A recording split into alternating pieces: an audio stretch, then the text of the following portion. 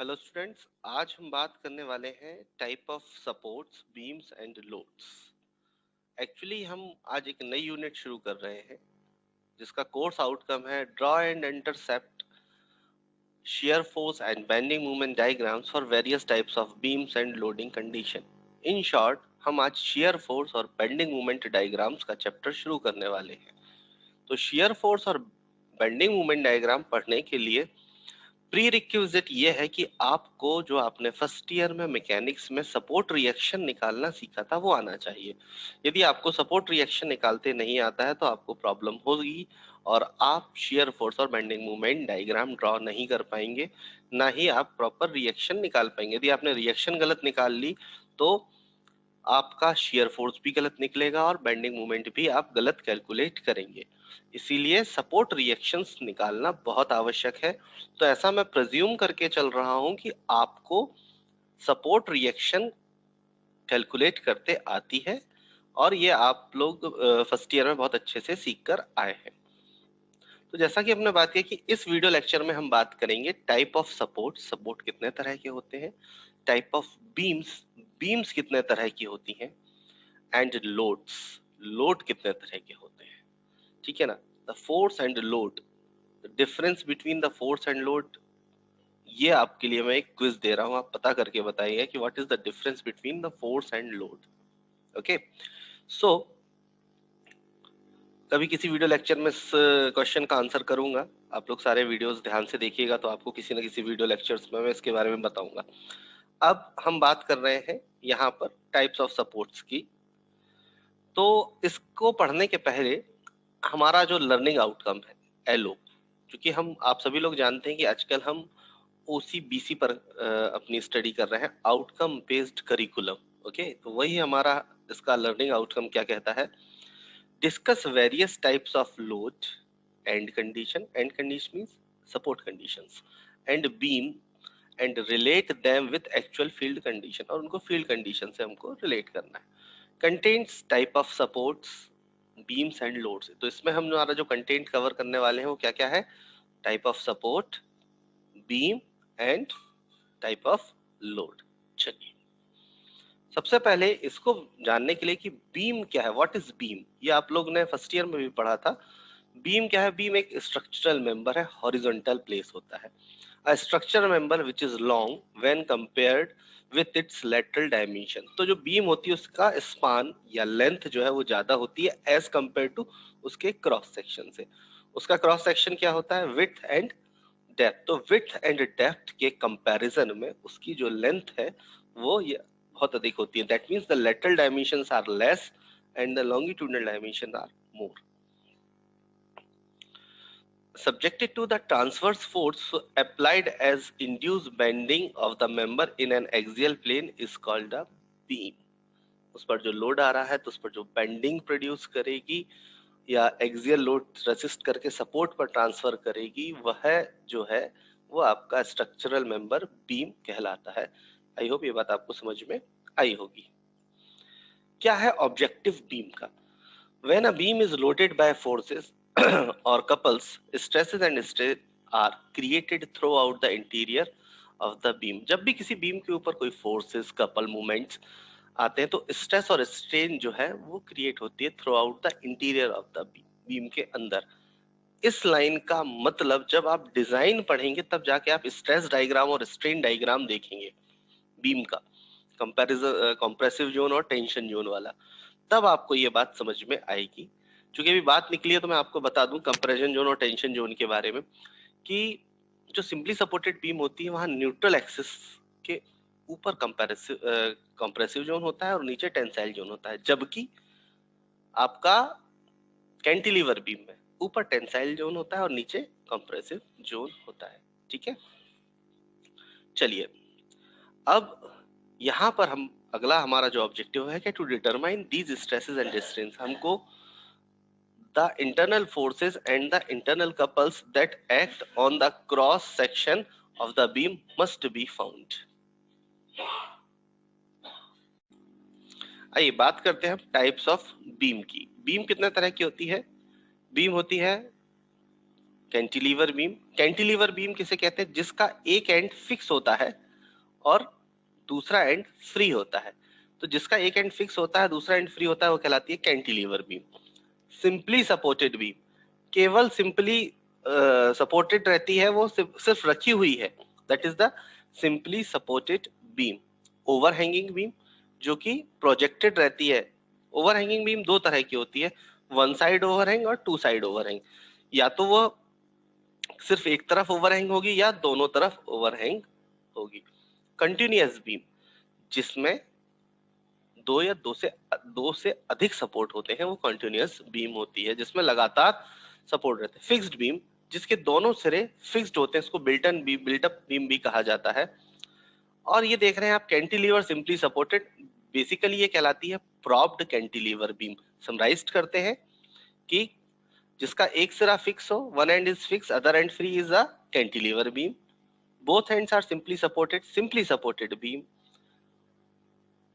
ends are overhanged either way one side either way both side, वो कहलाता है आपका overhanging beam।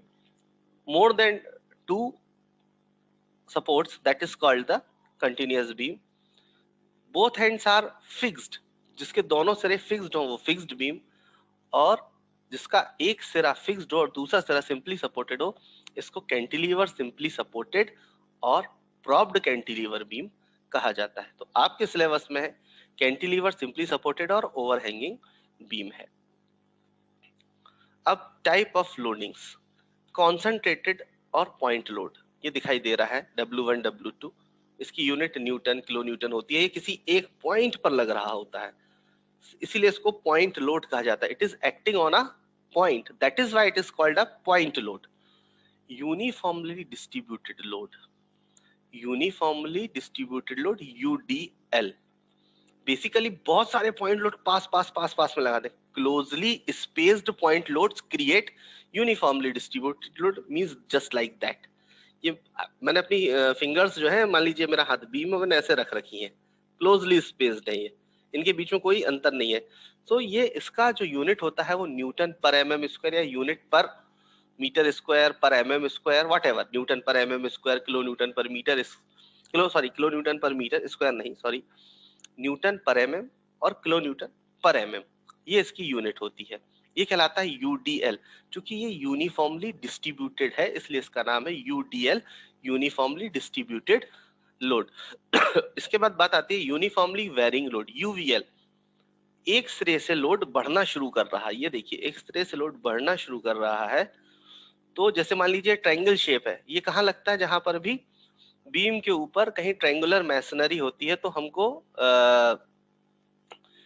ये यूनिफॉर्मली वेरिंग लोड की कैलकुलेशन करना पड़ती है। इसमें कैसे कैलकुलेट किया जाता है? देखिए, पहले पॉइंट लोड की बात करें। पॉइंट लोड जहां एक्ट करता है, इसका इफेक्ट वहीं आता है। UDL जितनी डिस्टेंस पे लग रहा है उसके हाफ, मान लीजिए L डिस्टेंस पर लग रहा है, तो इसके L/2 पर एक्ट करता है। पॉइंट लोड जहां लग रहा है वह उसी पॉइंट पर एक्ट करता है। UDL जितनी डिस्टेंस पर लग रहा है, न्यूटन पर मीटर, तो जितने पर मीटर पे लग रहा है उसके आधा, जहां पर भी उसका 1/2 होगा, यानी कि उसकी CG कहाँ होगी? किसी L लेंथ की CG कहाँ होगी? L/2 पर होगी। ठीक उसी तरह जितनी वो L स्पान पर लग रहा है उसके आधे पर एक्ट करता है। ठीक है ना? जब हम प्रॉब्लम सॉल्व करेंगे तब ये बात आपको समझ में आएगी। तो L/2 पर एक्ट करता है। लेकिन ट्रायंगुलर, ये ट्रायंगल, इसका सबसे पहले हमको इसका मैग्नीट्यूड कैसे निकालना पड़ेगा? तो इसमें हम मैग्नीट्यूड इसके एरिया से निकालते हैं। 1/2 जितना भी ये L है, L इंटू जो भी फोर्स की मैक्सिमम इंटेंसिटी है, तो उसको मल्टीप्लाई करके हम टोटल लोड निकालते हैं। मतलब कि इस ट्रायंगल का जो एरिया होगा वो टोटल लोड के बराबर होगा। पहली बात समझ में आ गई कहाँ कि कितना लोड एक्ट कर रहा है? जितना भी इस ट्रायंगल का एरिया है। अब ये एक्ट कहाँ करेगा? ये एक्ट करेगा जहां इसकी CG है। तो इसकी CG कहां पर होगी? ये L स्पान हो गया, तो L/3 पर CG होगी, ये दिखाई दे रहा होगा आपको। L/3 पर एक्ट करेगा। सो ये यूनिफॉर्मली वेरिंग लोड हो गया। तीन तरह के लोड देखें, कॉन्सेंट्रेटेड, यूनिफॉर्मली डिस्ट्रीब्यूटेड लोड और uniformly varying load. Point load, UDL and UVL। बात करते हैं हम टाइप्स ऑफ सपोर्ट की। तो टाइप ऑफ सपोर्ट से ही टाइप्स ऑफ बीम बनती है। अभी हमने कौन कौन सी बीम देखी थी? Simply supported beam, overhanging beam, fixed beam, continuous beam, it is all about the support condition और एंड कंडीशन। सो सबसे पहला क्या है, simply support, roller support, hinge support और फिक्स सपोर्ट। सिंपली सपोर्ट, कोई चीज सिंपली रख दी जाए, जैसे मेरा ये माउस इस मेरे हाथ पे सिर्फ ऐसा रख लूं मैं, this is the simply support. ये क्या है, ये सिंपली सपोर्ट है। रोलर सपोर्ट, रोलर सपोर्ट आपने देखे हैं, आपके यहाँ कूलर का स्टैंड है, आपके यहाँ वॉशिंग मशीन में पहिए लगे हुए हैं, these are the roller supports. Hinge support, दरवाजों पे लगा रहता है जिस पर वो मूव करते हैं, this is the hinge support. आपको पता, ह्यूमन बॉडी में सारे के सारे सपोर्ट ईश्वर ने बना कर दिए हुए हैं, ठीक है ना। सिंपल सपोर्ट भी है, रोलर सपोर्ट भी है, हिंज सपोर्ट भी है, फिक्स सपोर्ट भी। हमारी बोन्स में हर तरह के सपोर्ट हमको, या हर तरह के ज्वाइंट्स देखने को मिलते हैं। तो सिंपली सपोर्ट, सिंपली रखा हुआ है। रोलर सपोर्ट यानी कि कुछ रोल्स है, सपोर्ट है। हिंज सपोर्ट दरवाजों में लगा रहता है। फिक्स्ड सपोर्ट परमानेंटली पकड़ के रखा हुआ, that is the fixed support.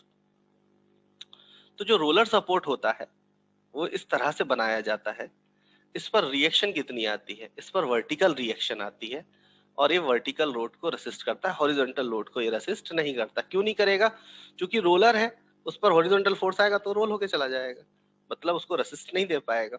लेकिन जब वर्टिकल फोर्स उस पर आएगा तो उसके ऊपर वर्टिकल रिएक्शन आएगी। पिंड सपोर्ट, पिंड सपोर्ट मींस हिंज सपोर्ट। इस पर दो रिएक्शन होती है। हिंज सपोर्ट पर एक हॉरिजॉन्टल, इसको आप खींच नहीं सकते और उसको ऊपर नहीं उठा सकते, पर उस पर रोटेशन अलाउ रहता है। हिंज कैसा, जैसे ये हिंज है ना मेरी फिंगर, मैं इसको आगे नहीं ले जा सकता हूँ, ऊपर नीचे नहीं ले जा सकता हूँ, केवल क्या कर सकता हूँ मैं इसको, ये ऐसे ऐसे कर सकता हूँ। ये हिंज सपोर्ट है मेरा। समझ में आ रही है बात। तो दरवाजा ऐसे ऐसे तो होता है, पर ना ऊपर जाता है ना आगे जाता है, तो these are the hinge support या फिक्स या पिंड सपोर्ट। इसमें नंबर ऑफ रिएक्शंस दो होती है, हॉरिजॉन्टल एंड वर्टिकल। किस तरह के लोड को रेसिस्ट करता है, वर्टिकल एंड हॉरिजॉन्टल। हमेशा एक बात रखिएगा ध्यान में कि जहां बोले रिएक्शन कैसे मिलेगी, क्योंकि आप आगे जाकर और भी स्टडी करेंगे, जब आप स्ट्रक्चरल एनालिसिस पढ़ेंगे तब आपको रिएक्शन का महत्व समझ में आएगा। तो यहाँ ये बताना जरूरी है कि आपको ये ध्यान रखना पड़ेगा कि आप किस तरह से अपना रिएक्शन को समझेंगे। तो रिएक्शन कहाँ होती है, जहां भी फोर्स लग रहा है उसके अपोजिट डायरेक्शन में रिएक्शन होगी। याद करो न्यूटन्स का third law, every action having equal and opposite reaction. तो जहां भी फोर्स लगेगा उसके अपोजिट में रिएक्शन आएगी, इस बात का थंब रूल बना के रखना है। फिक्स्ड सपोर्ट, अब फिक्स सपोर्ट, फिक्स सपोर्ट क्या है, ना तो ये आगे जा सकता है, ना ऊपर जा सकता है, ना रोटेट हो सकता है। तो यहाँ तीन रिएक्शंस आती हैं, हॉरिजॉन्टल, वर्टिकल एंड मोमेंट। किस पे आती है, all type of loads, horizontal, vertical and movements. उस पर हॉरिजॉन्टल लोड लगेगा, वर्टिकल लोड लगेगा या मूवमेंट लगेगा। सिंपली सपोर्ट, सिंपली सपोर्ट पर सिर्फ एक रिएक्शन आती है, वर्टिकल, और कोई रिएक्शन इस पे नहीं आती है। किसके अगेंस्ट आती है, वर्टिकल लोड्स के अगेंस्ट आती है। हॉरिजॉन्टल लोड ये असिस्ट नहीं करेगा, इसलिए इससे कोई सपोर्ट रिएक्शन नहीं आएगी। फिर से सुनिए, अपन इस डायग्राम से समझते हैं। रोलर पर वर्टिकल रिएक्शन आएगी, हॉरिजॉन्टल रिएक्शन नहीं आएगी, ओनली वन रिएक्शन वर्टिकल। पिंड पर दो रहेगी, वर्टिकल और हॉरिजॉन्टल। सिंपल पे सिर्फ एक रहेगी, वर्टिकल। फिक्स्ड पर तीन रहेगी, वर्टिकल, हॉरिजॉन्टल एंड रोटेशनल। तो आपने देखा कि जहां से भी फोर्स वो रेसिस्ट कर सकता है। मान लीजिए रोलर सपोर्ट है, हॉरिजॉन्टल फोर्स लगाएंगे स्लिप हो जाएगा, कोई रिएक्शन नहीं। पिंड है तो क्या है, ये रोटेट ऐसे ऐसे मूवमेंट तो दे रहा है ना, रोटेशन तो दे रहा है, पर वर्टिकल और हॉरिजॉन्टल नहीं दे रहा है, इसलिए इस पर दो रिएक्शन आएगी, हॉरिजॉन्टल एंड वर्टिकल। जहां जहां रिस्ट्रिक्शन होगा, जो जो वो नहीं कर सकता होगा, वहीं पर आपकी सपोर्ट रिएक्शन आपको मिलेगी। फिक्स्ड सपोर्ट, फिक्स सपोर्ट क्या होगा, फिक्स्ड सपोर्ट कुछ नहीं है, आप ना तो वो आगे जा सकता है, ना ऊपर जा सकता है, ना रोटेट हो सकता है, तो तीनों रिएक्शन मिलेंगी। सिंपली सपोर्ट में क्या है, रोटेट हो सकता है, इधर खिसक जाएगा, तो कोई रिएक्शन नहीं आएगी। रिएक्शन कहाँ आएगी, जहां वो जा नहीं सकता है। ये सिंपली इस पर रखा है तो ये ऊपर नहीं उठेगा अपने आप, तो इस पर लोड लगेगा तो अपोजिट डायरेक्शन में एक रिएक्शन आएगी। नंबर ऑफ रिएक्शंस इस डायग्राम से फिर समझिए। रोलर पर वर्टिकल, फिक्स्ड पर तीन, वर्टिकल, हॉरिजॉन्टल, रोटेशनल। पिंड पर दो, vertical and horizontal. Simple, simply support पर जो फ्रिक्शनलेस होती है वो सब ओनली वन वर्टिकल रिएक्शन होती है। तो आई होप ये वाला वीडियो लेक्चर में आपको type of beam, type of support समझ में आया होगा, और मैं आशा करता हूँ कि ये कॉन्सेप्ट आपको क्लियर हुए होंगे। तो इस वीडियो लेक्चर में इतना ही, बाकी की बात हम दूसरे वीडियो लेक्चर में करेंगे।